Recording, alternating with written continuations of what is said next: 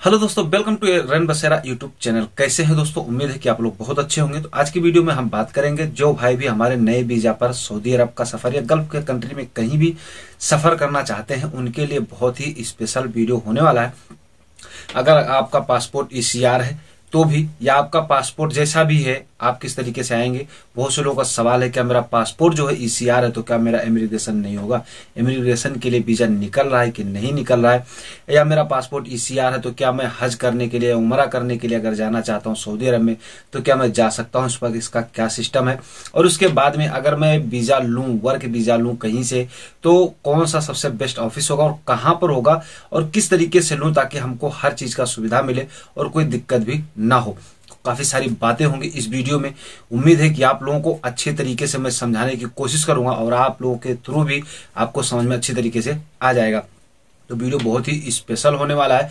Video को बिना skip किए हुए पूरा आपको देखना है ताकि आपको अच्छे तरीके से हर बात समझ में आ सके। ऐसे ही होता है, कोई बताने वाला आपको नहीं होता है, फिर आप चल के कल को ज्यादा पैसा भी दे देते हो और आप परेशान भी हो जाते हो, काफी सारी दिक्कतें होती हैं। तो मेरा उम्मीद है ये वीडियो अगर आप देख लोगे और आप अगर समझ पाए ना ढंग से, तो मैं कहता हूं कि आपको फिर कभी दूसरे कोई भी एजेंट हो या कोई दलाल हो या कोई भी हो, कभी आपको परेशान कर ही नहीं सकता है।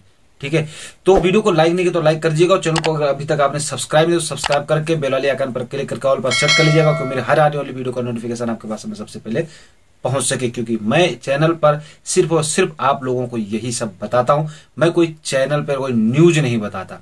ठीक है, तो भाई वीडियो को करते हैं शुरू। यहाँ पर सबसे पहले हम बात करेंगे नए वीजा पर आने वाले भाइयों के बारे में। तो उन लोगों का सवाल होता है कि देखिए, ऑफिस से वीजा लें या फिर किसी अपने रिश्तेदार से वीजा लें, ठीक कौन सा रहेगा। अब मेरा पासपोर्ट भी ईसीआर है तो किस तरीके से क्या करें, और ऑफिस से अगर वीजा लें तो कहाँ पर लें, ठीक कहाँ पर लें और किस तरीके से लें और कितना लगेगा, ये सारा कुछ डिटेल बहुत सारे दिमाग में बातें होती हैं। तो देखिए, अगर आपको वीजा लेना है तो पहली बात तो ये ध्यान दीजिएगा कि रिश्तेदारी के चक्कर में मत पड़िए कि कोई वीजा दे रहा है तो वहां पर हम जाएं, क्योंकि यहाँ आने के बाद में फिर होता है इस दखल, यानी तुम्हारा क्या दखल है, वो कोई मसूल नहीं हो पाते हैं। अगर आप ऑफिस से वीजा लेते हैं तो ये सबसे ज्यादा आपके लिए बेहतर होगा, या क्योंकि वहां पर कई सारे आपको कंडीशन मिलते हैं, आपका जिम्मेदार भी होता है वो 90 दिन तक आपका जिम्मेदार होता है वो, जब तक आपका अकामा नहीं बन जाता। क्योंकि जो वीजा स्टाम्प होता है वो जो है वो 90 दिन के लिए ट्रायल पीरियड होता है, उस 90 दिन तक आपका ऑफिस वाला आपका जिम्मेदार होता है। ठीक है, अब सवाल उठता है आपके मन में कि आखिर ऑफिस है कहाँ और ऑफिस कौन से ऑफिस से वीजा ले। तो देखिए, ऑफिस तो बहुत सारे हैं इंडिया के अंदर, ऐसा नहीं कि नहीं है। पूरे हिंदुस्तान इतना बड़ा है कि ऑफिस जिस जगह जाओ उस जगह मिले। यहाँ तक कि दलाल भी गांव गांव में घूमते हैं कि चलिए मैं भिजवा दूंगा, मैं भिजवा दूंगा। उनके पास में कोई लाइसेंस नहीं है, कोई रजिस्ट्रेशन नंबर नहीं है, कुछ भी नहीं है, फिर भी वो 10-20 हजार रुपए के लिए आपको धक्का मार देते हैं। ये लोग वीजा कहाँ से लेते हैं? चलिए, यूपी में है तो ज्यादातर लोग लखनऊ से वीजा मतलब अटैचमेंट करते हैं। अगर अदरवाइज जगह तो अपने अपने एरिया से लोग अपने हिसाब से लेते हैं। लेकिन मेरा अगर सजेशन माना जाए तो सबसे अच्छा रहेगा, जो इंडिया का 2 वीजा का गढ़ है ना, वो है दिल्ली और मुंबई। इन दोनों जगहों से अगर वीजा लिया जाएगा आपका, तो ये मेरा उम्मीद है कि यहाँ से आपको हर एक चीज मतलब पक्का करके मिलेगा और अच्छा भी रहेगा, जिम्मेदारी भी इनकी ज्यादा रहेगी। अब पूछिए क्यों, दिल्ली में क्या रखा है, मुंबई में क्या रखा है, आप भी सोच रहे होंगे क्यों ना मैं लखनऊ से ले लूं, हैदराबाद से ले लूं, चेन्नई से ले लूं, मैं अलग अलग तरीके से लूं, मैं अलग अलग से लूं, बिहार से लूं। तो देखिए, मैंने आपको बताया कि ऑफिस बहुत से लोग खोल के रखे हैं, बहुत से लोग ऐसे दलाली करते हैं 10-20 हजार रुपए के लिए। ठीक है, तो यहाँ पर आपको जब ये इनका वीजा जब भी स्टाम्प करवाना होगा, कुछ भी करवाना होगा, तो ये लोग वीजा को यानी आपके पासपोर्ट को मुंबई या दिल्ली ही भेजते हैं। ठीक है, ज्यादातर लोग मुंबई भेजते हैं। ठीक, तो वहां जब भेजेंगे, भेज के वहां से आएगा तो इसका भी पैसा वो चार्ज करते हैं।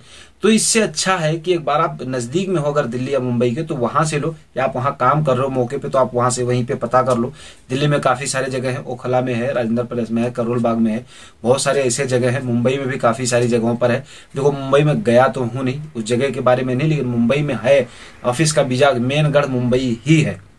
ठीक है, जो मेन होता है। तो मैं बता रहा हूं, वहां से जाओगे तो आपको 10 लिमिट में भी बन जाए, जिस तरीके से वीजा हो, जिस तरीके से आपका काम हो सकता है 10-20-30 हजार आपको लिमिट में मिल जाए। और आपके साथ में यानी कि स्टाम्प वीजा, जो वीजा स्टाम्पिंग का और हर चीज का खर्चा वो कमाएगा, तो जाहिर सी बात है। ठीक है, एग्रीमेंट साइन भी आपको करके मिल जाएगा, तो ये बहुत अच्छा रहेगा। अच्छा, बात होती है कि अगर मेरा पासपोर्ट ईसीआर है तो क्या मैं नहीं जा सकता? क्या ईसीआर पासपोर्ट के लिए इमिग्रेशन बंद है या ईसीआर पासपोर्ट के लिए वीजा नहीं निकलता? तो ऐसा कुछ भी नहीं है। ईसीआर हो या ईसीएनआर हो, ऐसा कोई मैटर अब नहीं करता है। देखिए, ईसीआर पासपोर्ट के लिए भी इमिग्रेशन चालू हो चुका है। इमिग्रेशन का जो खर्चा है बहुत कम आता है, ठीक है, लेकिन ऑफिस वाले अपने तरीके से लेते हैं। देखिए, हमें इतना ज्यादा नॉलेज तो होता नहीं है, क्योंकि हम पहली बार हैं, तो हम कहाँ पे जाएंगे, ऑनलाइन करेंगे, कहाँ क्या करेंगे। तो इस चीज को ऑफिस वाले से ही जब आप एजेंट से संपर्क करोगे ना, थोड़े बहुत पैसे, कम पैसे में मुंबई या दिल्ली से हो जाता है, ठीक है। ये लोग वही वीजा स्टाम्पिंग का या वीजा इमिग्रेशन कराने का 10,000 15,000 रुपया ले लेते हैं कि आपका। अच्छा, ऑफिस वालों का डराने का काम भी है कि तुम्हारा यार पासपोर्ट जो है ना वो ईसीआर है, इसमें तो 25,000 रुपया ज्यादा लगेगा, तभी आप जा सकते हो। तो ऐसा कुछ नहीं है, 25,000 30,000 कुछ नहीं लगता है। जो इस समय का जो रूल चल रहा है ना, ईसीआर हो तो ईसीएनआर हो तो इमिग्रेशन सब पे होता है, पैसा वही लगता है, ठीक है। खाली बेवकूफ बनाने का जरिया है अलग अलग से। तो इस तरीके से आप कर सकते हो मुंबई जाकर के, दिल्ली जाकर के, या अगर आप किसी लोकल एजेंट को भी पकड़ते हो ना, तो उससे हर चीज पक्का कीजिए। लेकिन लास्ट में एक बात का ध्यान रखना, एग्रीमेंट पेपर पर साइन कराना मत भूलिएगा, क्योंकि आपको सैलरी वहां से बता के भेजा जाएगा 1,200 है, 12,000, सॉरी हाँ 1200 प्लस 200 है, ये ऐसा सारा कुछ बता के भेजेंगे और एग्रीमेंट साइन नहीं करेंगे। फिर यहाँ पर आप आओगे तो आप फंस जाओगे। ऐसे ही लोग आके फंसते हैं, ठीक है, कोई अदरवाइज नहीं आते, ऐसे ही लोग आके फंसते हैं जो ढंग से बात नहीं कर पाते, ठीक। अब यहाँ पर बात आती है कि अगर मेरा पासपोर्ट ईसीआर है तो क्या मैं हज या उमरा के लिए नहीं जा सकता हूँ? तो देखिए, अगर पासपोर्ट आपका ईसीआर हो या ईसीएनआर हो, इससे मतलब नहीं है। आप हज करने जा रहे हैं, उमरा करने जा रहे हैं, कहीं भी जा रहे हैं, तो आपके लिए कोई रोक टोक नहीं है। यहाँ तक कि आपका कोई वीजा स्टाम्पिंग भी नहीं होता है उसमें, ठीक है, क्योंकि वो आपका जो होता है वो हज का वीजा होता है, वो अलग होता है। हाँ, उसमें आपको कुछ कंडीशन है जो होने चाहिए। 2 कंडीशन ऐसे हैं। देखिए, आपका वैक्सीन का जो डोज है, दोनों तीनों ये पूरा होना चाहिए। उसके बाद में आपको आने के टाइम पे एक हेल्थ इंश्योरेंस करवाना पड़ता है, जो कि बहुत ही ज्यादा जरूरी है, ठीक है। अगर आप सऊदी आ रहे हैं उमरा करने, हज करने, तो आपके लिए हेल्थ इंश्योरेंस बेहद इंपॉर्टेंट है। इसके थ्रू अगर आप नहीं आते हैं तो आपको यहां से हो सकता है एयरपोर्ट से भी वापस कर दिया जाए, तो आपका पैसा भी नुकसान जाएगा, सब कुछ नुकसान हो जाएगा, ठीक है। तो इसके लिए आप ऐसा करिए। और कोई एजेंट अगर आपको बोलता है कि नहीं आपका वीजा स्टाम्प होगा या इमिग्रेशन के लिए इतना वो ये, तो ऐसा कुछ नहीं है। फालतू की बातों में मत जाए और ज्यादातर कोशिश करें कि कोई अच्छे एजेंट से ही मिलने की, जिससे 10 रुपया कम लगे, और क्योंकि वहां से आने के लिए ये बहुत बड़ी बात हो जाती है, ठीक है। तो आई होप कि दोस्तों ये वीडियो आपको जरूर पसंद आया होगा। अगर आपके मन में कोई सवाल है अभी भी, तो आप कमेंट कर सकते हैं। नीचे इंस्टाग्राम का, टेलीग्राम का, ट्विटर का लिंक दिया हुआ, वहां पर आप जाकर मैसेज भेज सकते हैं, या यहीं पर आप कमेंट कीजिएगा। मैं कोशिश करूंगा आपको पूरी जवाब देने की। वैसे मैंने आज तक हर किसी को हर एक सवाल का जवाब दिया है। अब मेरा कमेंट में जाकर देख सकते हैं, पूछ सकते हैं, ठीक है। तो चलिए फिर मिलेंगे आपसे नेक्स्ट वीडियो, नेक्स्ट अपडेट के साथ में। तब तक के लिए जय हिंद।